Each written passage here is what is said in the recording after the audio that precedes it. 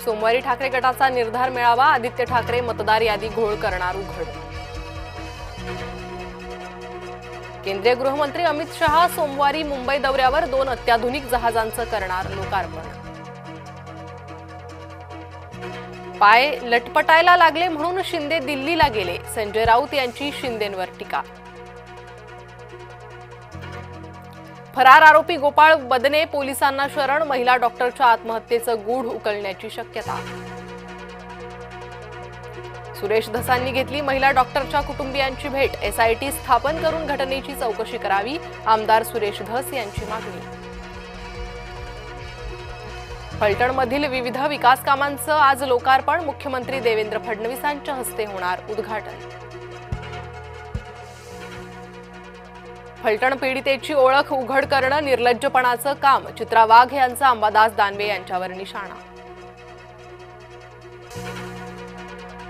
सिंधुदुर्गात राणे बंधू आमने सामने येण्याची शक्यता, जिल्हा परिषद पंचायत समिती निवडणूक लढवण्याची शक्यता, नारायण राणेंच्या भूमिकेकडे लक्ष. रवींद्र धंगेकर घेणार उपमुख्यमंत्री एकनाथ शिंदेंची भेट, जैन मंदिराबाबत शिंदेंना देणार माहिती, जैन मंदिरात येण्याचं धंगेकरांकडून एकनाथ शिंदेंना निमंत्रण. कमला नेहरू रुग्णालयातून दत्तक घेतलेला पोरगा, गणेश बिडकरांच्या आरोपांना रवींद्र धंगेकरांचं उत्तर. नवी मुंबई मनपा निवडणुकीच्या रिंगणात मनसे उतरण्याची शक्यता, सुरक्षित पॅनलची चाचपणी सुरू असल्याची सूत्रांची माहिती. बुलढाण्यात तरुणाची चाकून भोसकून हत्या, जुन्या वादातून हत्या केल्याचा अंदाज, फरार आरोपीचा पोलिसांकडून शोध. साताऱ्यात सिनेस्टाईल पाठलाग करत एकाचा खून, पूर्व वैमानस्यातून प्रवीण बोडरे यांच्यावर कोयत्यानं वार, हल्लेखोर फरार, पोलिसांकडून शोध सुरू. अतिवृष्टीमुळे सोयाबीन पिकाला फटका, शेतकऱ्यानं 10 एकरवरील सोयाबीनला लावली आग, वर्ध्याच्या साहूर भालेवाडी येथील घटना. गोंदियात मुसळधार पावसामुळे शेतीचं मोठं नुकसान, पंचनामे करून नुकसान भरपाई द्या, नुकसानग्रस्त शेतकऱ्यांची मागणी.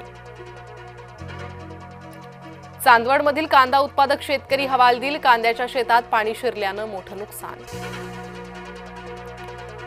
सिंधुदुर्गात सलग दुसऱ्या दिवशी परतीचा पाऊस, हवामान विभागाकडून पुढील 3 दिवस येलो अलर्ट, मच्छीमारांना समुद्रात न जाण्याचं आवाहन. धुळ्यातल्या रस्त्यांवर खड्ड्यांचं साम्राज्य, अपघाताचं प्रमाण वाढलं, प्रशासनाचं दुर्लक्ष. बछड्याच्या विरहात वाघीण चवताळली, धावत्या दुचाकीस्वारावर झडप, चंद्रपूर मूल मार्गावरील थरार.